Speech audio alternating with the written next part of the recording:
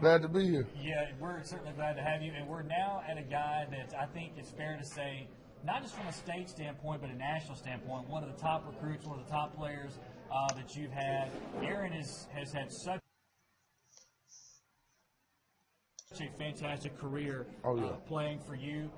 And I know he's going to make one fan base really happy in a few minutes. Oh, yeah. Somebody's going to get one heck of a ball player. Aaron Odom, what can you say?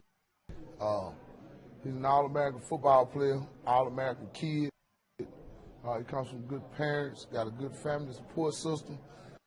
I actually coached his older brother, Derek, that went to LSU, won a national championship with Les Miles. So it's in his pedigree. His dad was an All-American football player that went to Southern Mississippi. It's just he's got a kind of special place to me because I was his D-line coach before I was his high school, before I was his head coach. Sure.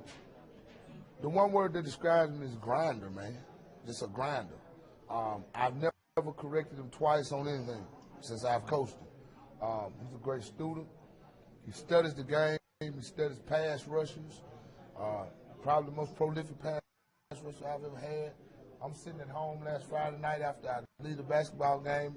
He and I were actually together, and it comes across my phone. On top of all the other accolades, he's amassed. He made first-team parade All-American. That's a huge accomplishment. Sure. Someone is about to get a day one ready guy ready to play. And you're getting a guy that you can put on your billboard and represent and be the face of your school. You don't have to worry about Aaron Odom at night when you're at home in the bed worrying if he's going to do the right thing. He does the right thing because it's the right thing to do.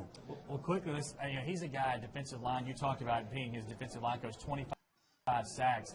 What is it about 28 and a half. 28 and a half, you go. What about his game it allows him to be, as you said, a guy that's D1 ready next year? His work ethic and he's explosive. What people don't understand is he had 17 and a half sacks last year. And he was a linebacker before last season. In 22 games, he's amassed 17 sacks, 28 and a half sacks. You do the math, that's close to 50 sacks in 2 seasons. Kind of on another level than Valdez is, he hadn't even figured it out yet. Once he figures it out, somebody is going to have an NFL caliber player. And I think this guy is going to be very, very special. It's going to be special. Well, Coach, we certainly appreciate you come and be a part, bringing your guys here. Anytime. And we certainly hope that you'll continue to do that. But right now, we're going to go to the last of the Callaway crew. Aaron Odom, a big-time guy making a big-time commitment. Aaron, take it away. Hey, I'm Aaron Odom. First off, I want to thank God, thank my family, and thank all the coaches that recruited me. For the next 4 years, I'll be going to Mississippi State University.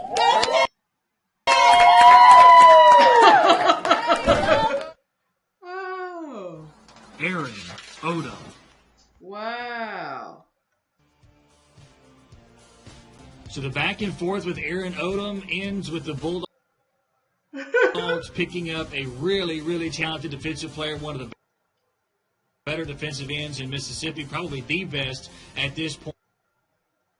Aaron Odom signs with Mississippi State, a huge get for the Bulldogs, and a guy that we think can really make an impact early. A player that goes full circle, is committed to Mississippi State for quite some time. Mississippi State changes defensive coordinators. Of course, their former defensive coordinator goes to Louisville. He commits to Louisville, but then now comes back full circle, and it makes a lot of sense. He's very comfortable with Mississippi State. He's comfortable with that staff. He knows a lot of players there, and he makes a lot of sense for that defense. He fits perfectly in what they do, and he looks like the type of player that Mississippi State's really hung their hat on and made a living with and been successful with on the defensive side of the ball. Yeah, he certainly can play a lot of different positions. He's got good size at 6'3", 256. So, but he's athletic and quick enough. He can play the outside linebacker in a 3-4 set if they want to do some different things with him. But obviously, when he puts his hand down and when he really, really gets after the quarterback, he can be so disruptive. Jeremy, 25 sacks this year. I think he had almost 20 sacks, maybe even had 20 sacks in his junior year. He's a player that's so good at getting to the quarterback, and when he's on, he's unblockable. The big step for Odom is going to be, can he be consistent, and can he continue to keep his motor running? If he does, you're talking about a player that can find himself in the league. Yeah, and certainly Aaron Odom, again, you look at that defensive line, the Bulldogs have a lot of really talented players, some depth in there as well, so he's got a chance to go in there and learn and play and get better through competition. So Aaron Odom, as Christian said, comes full circle, stays inside the state, and will play in Starkville next season.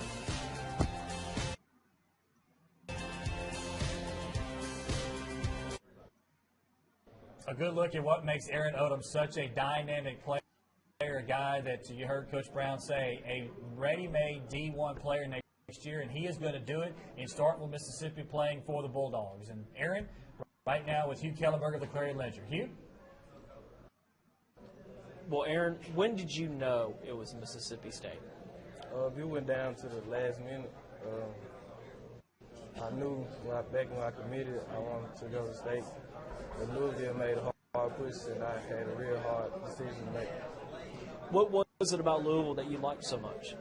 I loved the city. I had former teammates up there. And just I enjoyed the coaches, Coach Sermon, Coach Scott, Coach Petrino. But, yeah. I know you had spent more time at Starkville. It was a long-time commitment to them. Went back to Mississippi State for an official visit. What happened on that official visit that made you go, you know what, I do want to be a Bulldog? It just confirmed that I wanted to stay in state and that I could do good things and just play for my own state. How do you feel about Coach Grantham? I like him. I believe he was a pretty good coach. He had NFL experience, and I think we can bond together. Yeah, I mean, that's an NFL staff. Coach Baker, a lot of NFL experience. How exciting was that for you to be taught by guys who have coached the best? Yeah, they coach the best, and I plan on being the best one day. So hopefully I can do that in my own state and put on for my state and play for some good coaches. They lost a lot of defensive linemen last year. Are you coming in? Do you make sure that you're ready to play from day one if you have to? Yeah, I'm going to make sure I can play from day one. My dream is to play from day one, so I'm going to try to make it happen. What do you do between today and August 1st when practice starts to make sure that you're in the best possible position for that? First, I'm going to finish my schoolwork and just make sure I'm eligible and everything.